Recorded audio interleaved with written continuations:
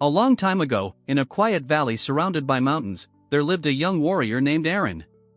He was strong, fearless, and respected by everyone in his village.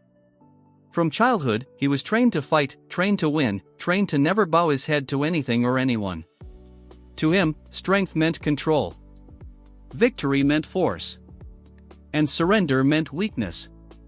But life, as it often does, had a different lesson waiting for him. One year, a great drought swept across the valley.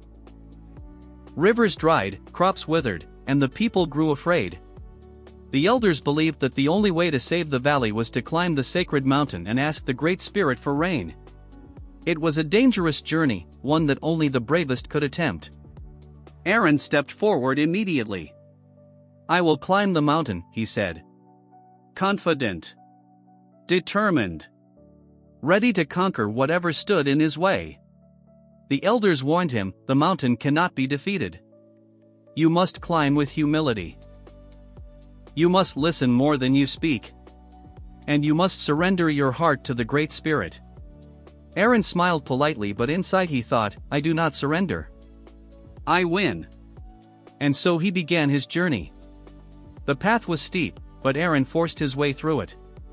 When a boulder blocked the trail, he climbed it with sheer strength. When thorns tore his skin, he pushed forward, ignoring the pain. His entire life had been about pushing, forcing, conquering. But the mountain did not bend to force. On the second day, a storm rolled over him. Arin tried to fight it, walking into the powerful winds, refusing to stop. The storm only grew stronger, knocking him down again and again. Exhausted and shaking, he finally crawled into a small cave for shelter.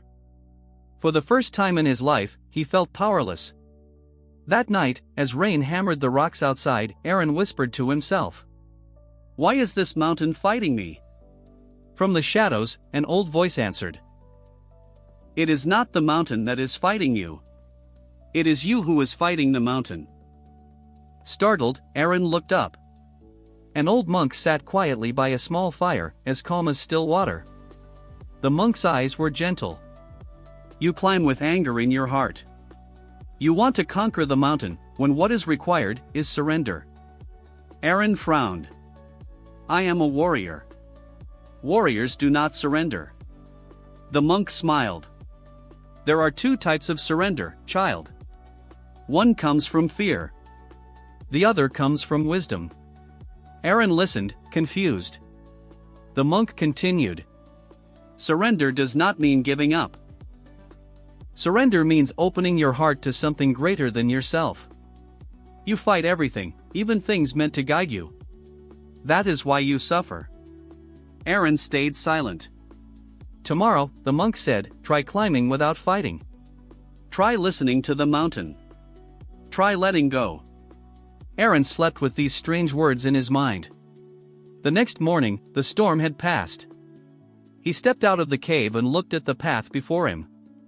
As he climbed, he noticed things he had ignored before. The sound of the wind, the whisper of the trees, the way the path naturally curved instead of blocked. When a stream crossed the trail, instead of forcing his way through the strong current, he followed it gently until it led him to a smoother crossing. When sharp rocks cut his feet, he paused instead of pushing through, letting his breathing guide him. For the first time, he wasn't fighting the mountain. He was moving with it. By sunset, Arin reached a high ridge where he collapsed. Not from exhaustion, but from a deep, peaceful stillness he had never felt before. As the night sky filled with stars, he whispered, "Maybe surrender is not weakness."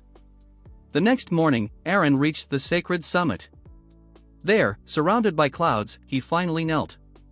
Not because someone forced him, not because he was defeated, but because he understood. He closed his eyes and said, "Great Spirit, I surrender my pride, my need for control, my fear of losing. I surrender so I can learn. I surrender so I can grow. I surrender so I can serve my people." The wind echoed softly around him. For a long moment, nothing happened. Then, the sky shifted. A warm breeze embraced him, and clouds gathered in the valley below. Arin watched in awe as the first drops of rain began to fall, slowly turning into a gentle, life-giving shower over the land. Tears filled his eyes.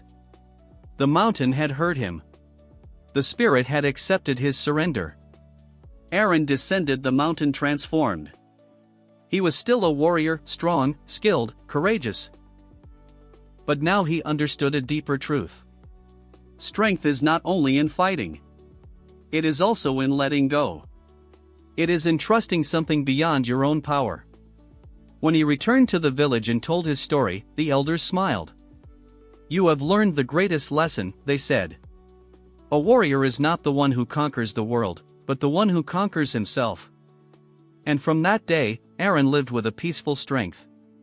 A strength that did not need to force, or control, or battle everything that came his way. He learned to move with life instead of against it. He learned to listen. He learned to trust. He learned to surrender. And in that surrender, he finally found freedom.